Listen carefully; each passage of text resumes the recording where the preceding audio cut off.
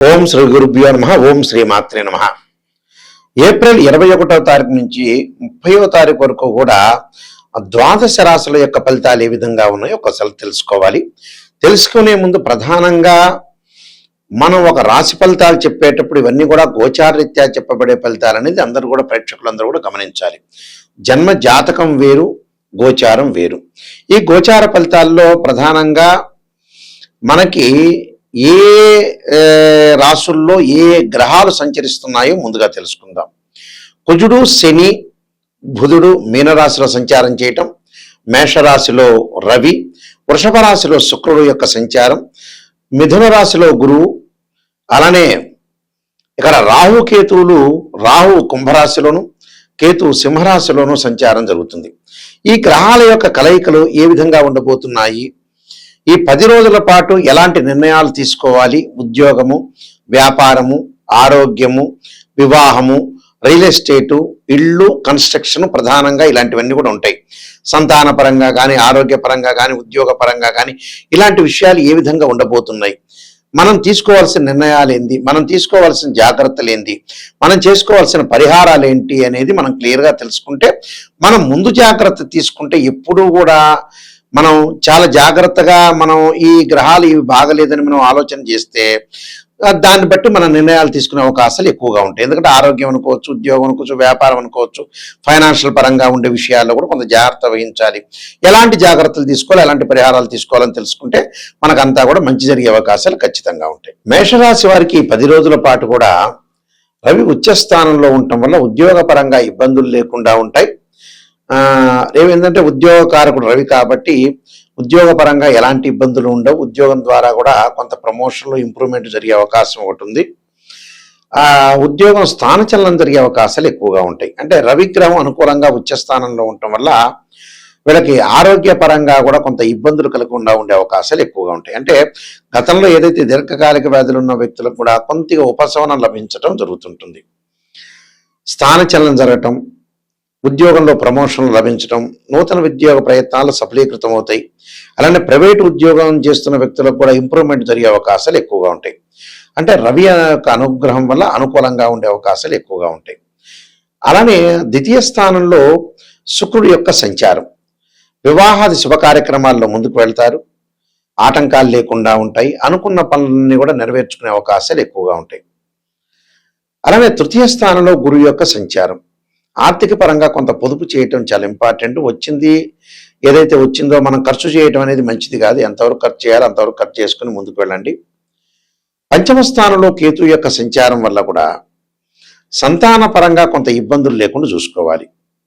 అంటే ఎవరైతే ఈ రాశి వాళ్ళు ఉంటారో వాళ్ళ పిల్లల విషయంలో కొంత శ్రద్ధ అనేది పెట్టాలి. భద్రత అనేది ఇంపార్టెంట్. వాళ్ళు ఏం చేస్తున్నారు, ఎలా చదువుతున్నారు, వాళ్ళ వివాహాలు ఏమిటి, వాళ్ళు ఉద్యోగపరంగా ఏ విధంగా ఉండబోతున్నారు. ఎందుకంటే పిల్లలు బాగుంటేనే తల్లిదండ్రులు బాగుంటారు. సహజంగా పిల్లల మీద కొంత కాన్సన్ట్రేషన్ చేయటం చాలా మంచిది. వీళ్ళు కూడా లైఫ్ను ఎలా ఎన్హాన్స్ చేసుకోవాలి, ఎలా డెవలప్మెంట్ చేయాలనేది కూడా కొంత ఆలోచన చేసి థింక్ చేసి డెవలప్మెంట్కి ప్రణాళికాబద్ధంగా రూపొందించుకొని ముందుకెళ్తే వీళ్ళకి మంచి రిజల్ట్స్ వచ్చే అవకాశం ఒకటి ఉంటుంది. అలానే రాహు యొక్క ప్రభావం వల్ల కూడా విదేశాలకు వెళ్ళే అవకాశాలు ఎక్కువగా ఉంటాయి. అంటే విదేశాలకు వెళ్ళొచ్చు, దూర ప్రయాణాలకు వెళ్ళే అవకాశాలు ఉండటం, అధిక ప్రయాణాలు చేసే అవకాశాలు కూడా బాగా ఎక్కువ ఉంటాయి. అలానే 12వ స్థానంలో వీళ్ళకి కుజశనుల యొక్క కలయిక, బుధుడు, అంటే వ్యాపార పరంగా కూడా నిర్ణయాలు తీసుకోవడంలో కొంత జాగ్రత్తగా ఉండాలి. అంటే భాగస్వామ్య వ్యాపారం ఎవరైతే ఉంటారో వాళ్ళతో డిస్ప్యూట్స్ వచ్చే అవకాశాలు ఎక్కువ ఉంటాయి.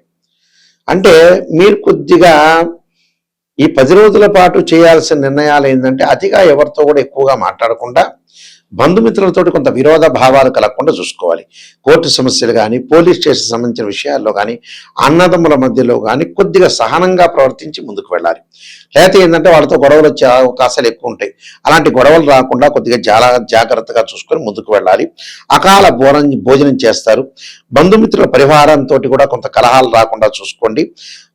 మనస్సు విషయంలో వచ్చేటప్పటికల్లా మనోవిచారం కలిగే అవకాశాలు ఎక్కువగా ఉంటాయి. మనసుకు ప్రశాంతంగా లేకపోవడం జరిగే అవకాశాలు ఎక్కువ ఉంటాయి. కాబట్టి సైకలాజికల్గా డిజార్డర్ లేకుండా చాలా జాగ్రత్త వహించి ముందుకు వెళ్ళాలి. నేను చెప్పే పరిహారాలను మీరు చేసుకోండి, మీకు మంచి జరిగే అవకాశాలు ఖచ్చితంగా ఉంటాయి. మనం ప్రధానంగా కొన్ని నిర్ణయాలు తీసుకోవాల్సిన అవసరాలు ఉంటాయి. ఎప్పుడైనా సరే కొన్ని జాగ్రత్తలు జీవితంలో ఒక 10 రోజుల్లో, నెల రోజుల్లో పాటు కానీ, వారంలో కానీ రాశి ఫలితాలు చెప్పేటప్పుడు మనకి ఎలాంటి జాగ్రత్తలు తీసుకోవాలంటే ఉద్యోగపరంగా కానీ, వ్యాపార పరంగా కానీ, ఆరోగ్యపరంగా కానీ జీవితంలో ఎప్పుడు కూడా చిన్న చిన్న విషయాలే కొంత పెద్దగా అయ్యే అవకాశాలు ఎక్కువగా ఉంటాయి. కాబట్టి ఎలాంటి నిర్ణయాలు తీసుకోవాలన్నా కూడా మన జాతక పరంగా జ్యోతిష్యం ద్వారా తెలుస్తుంది. మనం ఎలాంటి అంటే లైఫ్ను ఎప్పుడు కూడా మనం నష్టపోకూడదు, కాలయాపన చేసుకోకూడదు, టైం పాస్ చేసుకోకూడదు. ఎందుకంటే మనిషికి సహజంగా ఏంటంటే 55 ఇయర్స్ దాటిన తర్వాత మనం బతకటం అనేది బోనస్ మార్కులతో బతకటం. అంటే పిల్లల్ని, కుటుంబాన్ని మనం ఎట్టి పరిస్థితుల్లో కూడా సెట్ చేసుకుని ముందుకు వెళ్ళాలి. మినిమంగా ఒక 60-62 ఏళ్ళు రాగానే బాధ్యతలన్నీ తగ్గించుకోవాలి. అంటే పిల్లల యొక్క పెళ్ళిళ్ళు చేయటం కానీ, ఆ తర్వాత వాళ్ళ ఉద్యోగాలు కానీ, కుటుంబ పరిస్థితులు కానీ కొంత జాగ్రత్తగా ఉంచుకొని ముందుకు వెళ్ళాలి. అంటే ఎట్టి పరిస్థితుల్లో కూడా ప్రతి విషయంలో కూడా మన నిర్ణయాలు తీసుకోవటంలో కూడా బహుజాగ్రత్తగా నిర్ణయాలు తీసుకొని ముందుకెళ్తే మనకు ఎలాంటి ప్రాబ్లమ్స్ ఉండవు. అది జ్యోతిష్యం ద్వారా తెలుసుకోవచ్చు. అయితే ఈ మధ్య కాలంలో ఏమిటి అంటే ఇవన్నీ కూడా నిజాలు చెప్పాలి అనే విషయాన్ని మీరు చాలా జాగ్రత్తగా ఆలోచించాలి. ఎప్పుడు కూడా ఒక జ్యోతిష్యం దగ్గర ఒక ఆస్ట్రాలజర్ని అప్రోచ్ అవుతే మీరు నెగిటివ్ పాజిటివ్ అనుకోకుండా ఫస్ట్ నెగిటివ్ని ప్రయారిటీ ఇవ్వండి. పాజిటివ్ ఏముంది మీకు తెలిసిన విషయం పాజిటివ్ గురించి. చాలా మంది కూడా ఈ మధ్యకాలంలో పొగడటం అనేది బాగా నేర్చుకున్నారు. ఈ పొగడటం వల్ల ఆస్ట్రాలజర్ని అప్రోచ్ అవ్వాల్సిన అవసరం లేదు. ఏదైతే నెగిటివ్ ఉంటుందో దాన్ని మనం పాజిటివ్గా చేసుకుంటేనే జీవితంలో మనం సూపర్ స్టార్స్ అవుతాం. అది గమనించాలి ప్రతి వాళ్ళు కూడా.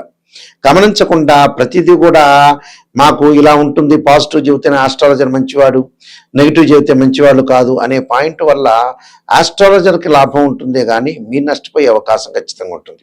అందులో 100% గ్యారంటీగా ఉంటుంది. కాబట్టి నెగిటివ్ని తెలుసుకుంటే ఆ నెగిటివ్ని పాజిటివ్ చేసుకోవటం ఎలాగా, దానికి రెమెడీసా, పరిహారమా, ఎలాంటి నిర్ణయాలు తీసుకోవాలి, ఉద్యోగం, వ్యాపార రంగాల్లో కానీ, ఆర్థిక పరంగా ఉండే సమస్యల్లో కానీ ప్రతి విషయంలో కూడా ఖచ్చితమైన నిర్ణయం తీసుకొని ముందుకెళ్తేనే మీకు మంచి జరిగే అవకాశాలు ఎక్కువగా ఉంటాయి. ఎందుకంటే ఖచ్చితమైన నిర్ణయం తీసుకోలేదనుకోండి చాలా ఇబ్బందులు కలిగే సూచనలు బాగా ఎక్కువగా ఉంటాయి.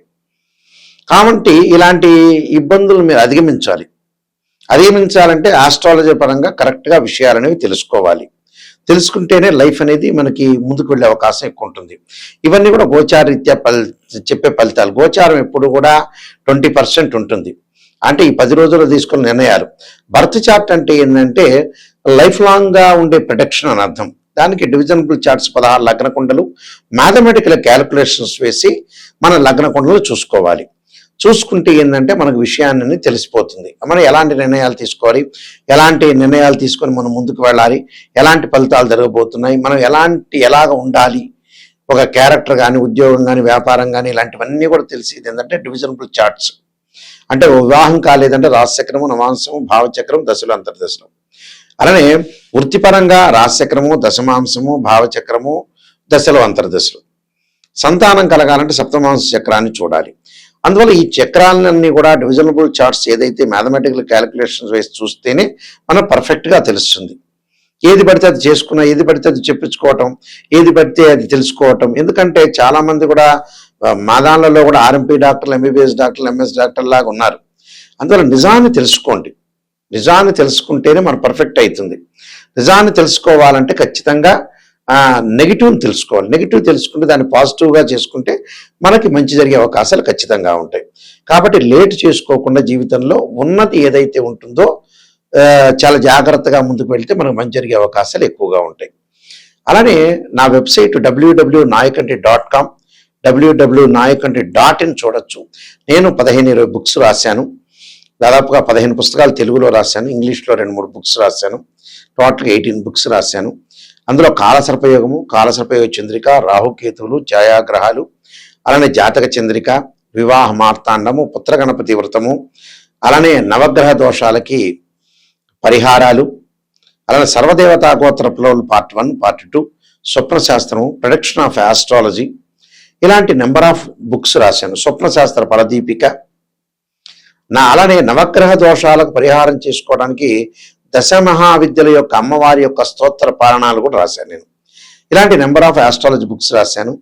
అందువల్ల మీరు తెలుసుకోవాలి, నిజాన్ని తెలుసుకుంటేనే జీవితం బాగుపడుతుంది. ఎవరైనా సరే నా దగ్గరికి వచ్చేవాళ్ళు రియలిస్టిక్గా నిజాన్ని తెలుసుకునేవాళ్ళు, జాతకం అనేది గురువు గారు, నాయకంటి గారు నాకు పర్ఫెక్ట్గా కావాలి, నిజాన్ని నేను తెలుసుకోవాలి, నేను బాగుపడాలి మీ ద్వారా అనుకునే వ్యక్తులు మాత్రమే ఫోన్ చేయండి. దానివల్ల నాకు కూడా ఒక సంతృప్తి కలుగుతుంది. అయ్యో నేను ఇలా బాగు చేశాను ఒక వ్యక్తిని. ఎందుకంటే ఒక వ్యక్తిని మనం బాగు చేస్తే కూడా మాలాంటి వాళ్ళకి చాలా సంతృప్తి కలిగే అవకాశాలు ఖచ్చితంగా ఉంటాయి. కాబట్టి ఒక వ్యక్తిని బాగు చేయటం అనేది చాలా ఇంపార్టెంట్. అందువల్ల కొన్ని పరిహారాలు ఉంటాయి. వీళ్ళందరూ కూడా కొన్ని పరిహారాలు చేసుకోవాలి. ఒకవేళ ఈ పరిహారాల్లోకి మనం ముందుగా పెడితే ధనపరంగా ఇబ్బందులు ఎవరన్నా కలిగిన వ్యక్తులు ఓం యక్షాయ కుబేరాయ వైశ్రవణాయ ధనధాన్యాధిపతి ధనం ధాన్యం సమృద్ధిమే దేహిమే దాపయిస్వ అనే మంత్రాన్ని గురువారం రోజున ఉదయం కానీ ప్రదోషకాల సమయంలో చేసుకోండి. అంటే జన్మజాతక పరంగా గురువు బాగలేని వ్యక్తులు ఎవరైతే ఉంటారో వాళ్ళు ఈ మంత్రం అనేది చాలా బాగా పనికొచ్చే అవకాశం ఉంటుంది. అలానే జాతకం చూసుకోవద్దని జాతకం చూసుకుని ఇలాంటి పరిహారాలు చేసుకోవాలి. అలానే ఎవరికైనా సరే ఉద్యోగపరంగా ఇబ్బందులు ఉండి అప్ అండ్ డౌన్స్ బాగా ఎక్కువగా ఉంటే ఖచ్చితంగా వాళ్ళు సూర్యుడి యొక్క ఆరాధన చేయాలి. ఎలాగా? ప్రభాకరాయుధే దివాకరాయుధీమే తన్నో సూర్య ప్రచోదయాతనే సూర్య గాయత్రి మంత్రాన్ని చదువుకోవటం. అలానే ఇంకొక మంత్రం కూడా ఉంటుంది. ఆ మంత్రం కూడా ఆదిత్యాయుధే సహస్రమూర్తాయుధీమే తన్నో సూర్య ప్రచోదయాత్ అనే సూర్య గాయత్రి మంత్రాన్ని చదువుకోవడం చాలా మంచిది. అలానే మానసికంగా బాధలు పడుతున్న వాళ్ళు క్షీరపుత్రాయుధే అమృతతత్వాయుధీమే తన్నో చంద్ర ప్రచోదయాత్ అనే మంత్రాన్ని, అలానే జాతకంలో గురువు బాగలేని వాళ్ళు తారా మహాదేవి స్తోత్రాన్ని, ఎల్లాటి శని జరుగుతున్న వాళ్ళు దక్షిణకాళి స్తోత్రాన్ని పారాయణం చేయాలి. దక్షిణకాళి స్తోత్రం అనేది పారాయణం చేయటం వల్ల శని యొక్క దోషాలనేవి తొలగిపోతాయి. అంటే వాళ్ళ యొక్క దక్షిణకాళి స్తోత్రం అంటే శనికి అంతరిక్ష దేవత. అలానే గురువుకి తారామహాదేవి అంటే ఏంటంటే అంతరిక్ష దేవత. అంటే ప్రతి గ్రహానికి అధిదేవతలు, అధిష్టాన దేవతలు, ప్రత్యర్థేవతలు, అంతరిక్ష దేవతలు కూడా ఉంటారు. అంటే మన జాతకంలో ఏది చెయ్యాలో దాన్ని అదే చెయ్యాలి. అలానే వివాహం కాని స్త్రీ పురుషులకు ఎప్పుడూ కూడా మంచి మంత్రము ఏమిటి అని అంటే యాక్చువల్గా వాళ్ళు చేయాల్సింది, అమ్మాయికి వివాహం కాలేదు అని అంటే వరపాశుపతాశ్రుద్రాభిషేకం, అఘోర గౌరీ పాశుపతాశ్రుద్రాభిషేకం చేసుకోవాలి. అబ్బాయిలు కన్యా పాశుపతాశ్రుద్రాభిషేకం చేసుకోవడం చాలా మంచిది. అలానే ఇక్కడ వ్యాపార పరంగా ఇబ్బందులు పడుతున్నారనంటే విష్ణు సహస్రనామం పాలన చేయాలి. ఓ నమో నారాయణాయ నమః అనే అష్టాక్షరి మంత్రాన్ని చేసుకోవటం మంచిది. సర్పదోషం ఉన్న వాళ్ళు తప్పకుండా మంగళవారం రోజున సర్ప దానాలు చేయటం చాలా మంచిది. అంటే ఇవన్నీ కూడా ప్రత్యేకంగా కొన్ని రెమెడీస్ అనేవి ఉంటాయి. ఆ రెమెడీస్ని మనం ఫాలో అయ్యి జీవితంలో ఏ తప్పు ఏ మిస్టేక్ చేయకుండా ఉండటం చాలా మంచిది. స్త్రీయ లోపం మెరుగుట పెద్ద విద్య, లోపం ఎరిగిన వాడే పూర్ణుడవుతాట. అంటే మనలో లోపాలను మనం శ్రవణ చేసుకొని జాతక పరంగా నిజాన్ని తెలుసుకుంటేనే చాలా మంచిది. నిజం తెలుసుకోలేదనుకోండి ఏ ఆస్ట్రాలజీని అప్రోచ్ అవ్వాల్సిన పని లేదు. నిజం తెలుసుకొని నేను బాగుపడాలి, నాయకంటే మల్లికార్జున శర్మ గారి ద్వారా నేను బాగుపడాలనుకునే వ్యక్తులు మాత్రమే నాకు ఫోన్ చేయండి. ఆ స్క్రీన్ మీద స్క్రోలింగ్ అవుతున్న నెంబర్ ఉంటుంది, డైరెక్ట్గా నా దగ్గరికే వస్తుంది. ఆ నెంబర్ నేనే స్వయంగా మాట్లాడతాను. మీ అందరికీ కూడా మంచి జరగని ఆశిస్తూ శ్రీ పరమేశ్వరుడి యొక్క శ్రీ పరమేశ్వరి కరుణాకటాక్షం ఉండాలని ఆశిస్తూ సర్వే జనా సుఖినో భవంతు.